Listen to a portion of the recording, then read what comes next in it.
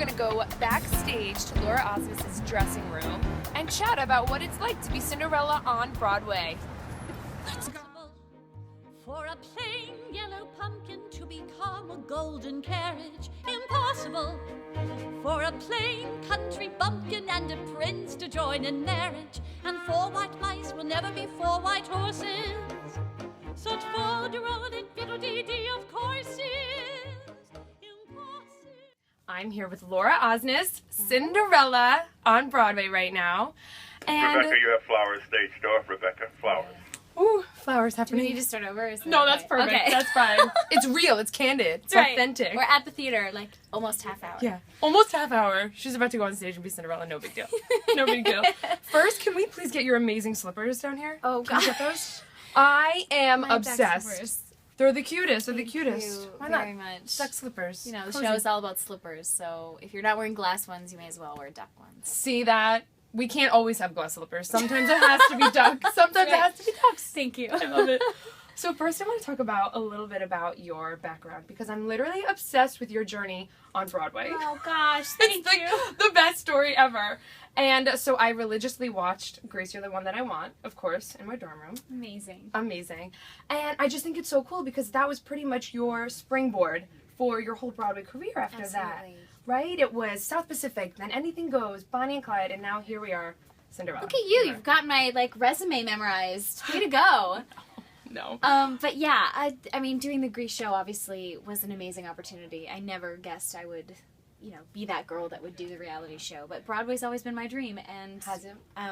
if that is the way that to get me here, then so be it. I'm glad that I did it, and it opened a lot of doors for me. And yeah, I can't believe I'm still here in New York, still getting to work and do what I love. It's really Right. special. The moment that you auditioned for that TV show, could you at any point foresee all of this happening and just kind of escalating before you? No, never ever see all of this. There was something in me that had this amazing peace throughout the whole Grease process that was you could win this. I had this strange confidence peace thing that I knew I was in the right place at the right time. And so when I won, it was really incredible. My dream totally came true.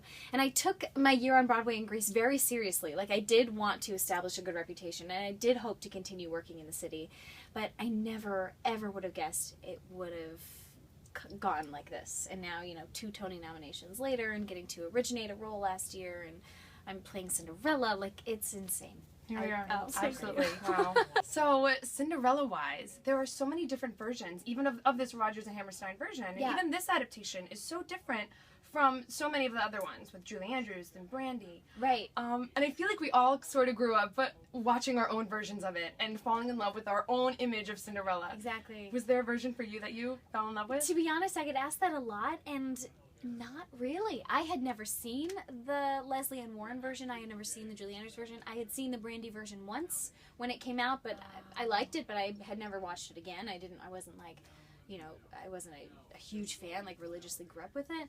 I had seen the Disney movie a few times, so I think in my mind, the Disney version was the version I knew the best, but that is so not this version.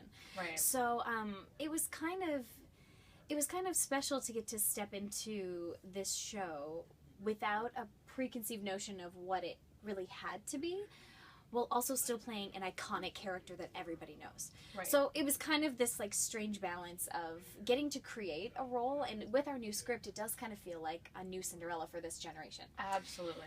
So in a way, it felt like creating a role, but also needing to pay homage to this character that is so beloved by so many people, young and old. Like you said, everybody has their own connection to Cinderella and this story. Absolutely. And I bet, did that kind of take the burden off of you a little bit? Because Ella is so different than any of other Cinderella that we're ever used to. Did that kind of take the burden off as far as people coming in with their own expectations of this is what Cinderella is, this is how I see her? Yeah. Did it kind of let you flow into it a little bit more? My responsibility as an actress was to just play what was on the page truthfully. And so that was my goal in approaching the whole thing. So, if there's any criticism towards me or this character, you know, it has to be attributed to what's there. You know what I mean? I'm playing as truthfully as possible what's rewritten and the changes that maybe are made. And I'm a brunette Cinderella, and some people, you know, thought that was weird because everyone is so ingrained with the Disney version who is like blonde. And you know, we were not trying to do any other version. We're doing our own version that is brand new. Exactly. If there could be a brunette Sandy, there could be a brunette Cinderella. That's right. Right? She set it up for us. Also, your Princess Diaries blog. Oh. Fell in love with. And I just thought that was so great that you did that, because it just kind of shows how much you value your audience, you know, and your fans, and like letting them in on the secrets and come backstage with me. I mean, that's why we're here now. Exactly. Well, it ended up being so much more special than I ever thought it was going to be. You know, Broadway.com approached me and they said, would you be willing to do a video vlog and, you know, just bring the camera around? And I was like, sure, okay. And then Santino and I started getting really creative. I totally like roped him into, you know, helping me come up with ideas for the blog, and Greg Hildreth too was a huge help. And we just had so much fun together that, you know, just making these silly videos, and it totally took off. I mean, I still get fan mail.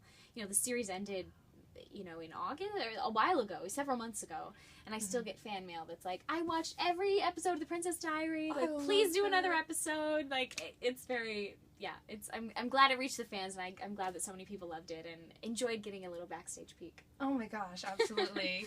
Does audience interaction, how does that ever hinder or affect your performance on stage? I mean, I definitely see kids like dancing in the aisles sometimes, or like, you know, here and there people maybe singing along, or like if it's a matinee, sometimes there are kids like, you know, chatting or being scared, or sometimes crying at the like tree giant or the, you know, the stepmom when she gets angry. So it's like, you know, there's definitely a dynamic, but we just, you know, keep going. And then it's so fun to see them at the stage door after and be like, hey, we're real people too. Right. You're on stage. Absolutely. What's the moment that never gets old for you when you're up there, that you kind of like look forward to every night? Like, I can't wait. I love the moment, the first transformation I do into the white ball gown, and then the applause of that into the moment where the fairy godmother says, now go to the ball in the name of every girl who's ever wished to go to a ball in a beautiful dress. In the name of every girl who's ever wanted to change the world she lived in. That moment I love every night, because it's that moment where I'm in the white dress and I'm kind of getting to live every girl's dream in that moment, and that's exactly what she's saying, like, in the name of every girl, go. And I'm just thinking, on behalf of all of you in the audience, I will go to the ball for you. You know what I mean? Like, it's a very kind of special moment. Totally. I love that moment every night. Yeah. So I mean, as from any little girl, pretty much I always considered Cinderella as a dream, you know, to be Cinderella on Broadway. But what's your next dream? Oh gosh, I mean, dream role. Yeah. You know, I get asked that a lot too, and I feel like the most like fulfilling and satisfying roles are roles that haven't been created yet. Getting to originate another role. I think that would be the next dream, is getting to originate another new role in a new show that hasn't been done on Broadway yet. That's awesome. Absolutely. Any hints can you give us as to what you're doing next? I'm moving to the off-Broadway. Off-Broadway, yes, okay. Indeed. It should be announced very shortly. So I'm excited to get to do something a little more kind of artsy and a show I've never done before with people that are really fantastic. So, yeah. That's so exciting. Thank you. Wow. Completely different. Why not? Indeed. Well, thank you so much for spending time with us. Kristen. You're really amazing. Appreciate it. Laura Osnes, get here within the next week to come see her before she leaves. If not, you may see Carly Rae Jepsen, who is super sweet. She's been around a lot and watching the show and starting rehearsal, and she seems so adorable and is very excited, and I'm excited. I can't wait to see her do it too. Awesome. Are you leaving her any tips or any notes, or? I'm sure I will. Yeah?